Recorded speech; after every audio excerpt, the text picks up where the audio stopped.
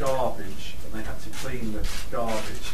Can you tell us what you said to what you said to them at half time on Saturday and what you said to them since about cleaning? No, at half time I was telling them that they were competing more in training sessions than in that game.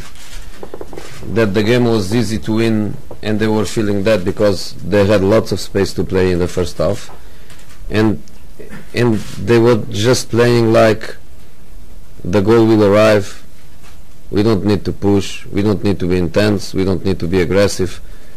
The goal will arrive. And I told them at half time, maybe yes, maybe not.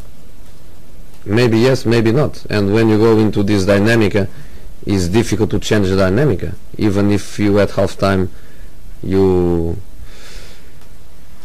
push and you try to wake up people, but when you start a game and you play 45 minutes with that dynamic, or if you prefer that non-dynamic, it's difficult to change. So I'm just telling them, maybe you score and you win, but maybe you don't score and you draw, and if they score before you, you are in a big trouble because you cannot change that dynamic. So my frustration was not score doesn't score, hit the post doesn't hit the post. The problem for me was just the attitude. I expect my team to be much more than it was against Newcastle. So for example, against Everton I lost, and I was not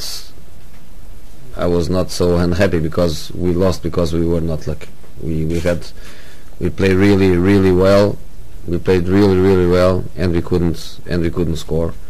And they scored in the last minute of the first half. In the second half, we have a clear penalty.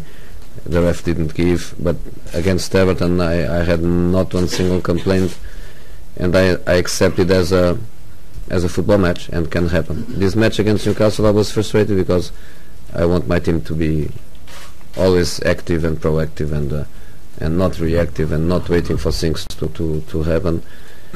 And I just simply didn't like. I want better for my team.